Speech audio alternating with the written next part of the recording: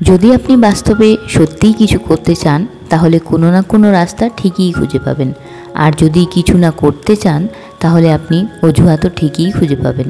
জীবনে একটি লক্ষ্য রাখো, অবিরাম জ্ঞান অর্জন করো, কঠোর পরিশ্রম করো, লক্ষ্যে পৌঁছানো না পর্যন্ত লড়াই চালিয়ে যেতে হবে।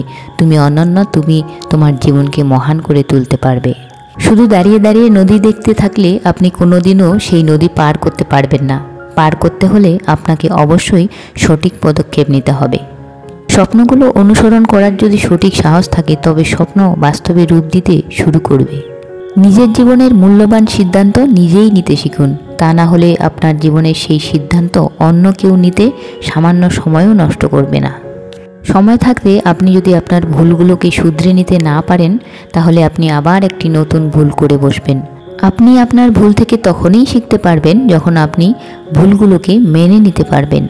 সময়ে সময়ে জীবনকে চ্যালেঞ্জ এবং সমস্যার সম্মুখীন হতে হয় এবং এটাই জীবনের নিয়ম। যদি কেউ মনে করে শান্ত জলে সমুদ্র পথের সন্ধান করব তাহলে কোনোদিনও তা সম্ভব হবে না। ব্রহ্মাণ্ডের সকল শক্তি আমাদের মধ্যে আগে থেকেই নিহিত আছে, কিন্তু আমরা স্বয়ং নিজেদেরই চোখকে হাত দিয়ে ঢেকে রেখেছি, আর তারপর নিজেরাই কেঁদে বলছি চারিদিকে কত অন্ধকার। জীবন থেকে সূর্যের আলো চলে গেছে ভেবে যদি আপনি কাঁদতে থাকেন তবে আপনার চোখের জল রাতের তারাগুলোকেও দেখতে বাধা দেবে। সফল হলে পৃথিবীর সাথে আমাদের পরিচয় ঘটে, আর অসফলতা পৃথিবীকে বুঝে নিতে সাহায্য করে। জীবনে সমস্যা না আসলে আমাদের মধ্যে লুকিয়ে থাকা অন্তর্নিহিত শক্তি ও সাহসগুলোকে খুঁজে পাওয়া সম্ভব হবে না। পৃথিবীর সকল সফল ব্যক্তি এই 24 ঘন্টার মধ্য দিয়েই তার সফলতা অর্জন করেছে। আপনি এটা কখনোই বলতে পারবেন না যে আপনার কাছে পর্যাপ্ত সময় নেই। আত্মবিশ্বাসের দ্বারা আপনি জীবনের উচ্চ শিখরে পৌঁছাতে পারবেন, কিন্তু আত্মবিশ্বাস ছাড়া আপনি সামান্য কিছু অর্জন করতে পারবেন না। জীবনে ব্যর্থতাকে নিয়ে চিন্তা করবেন না, কারণ আপনাকে একবারই মাত্র সঠিক হতে হবে।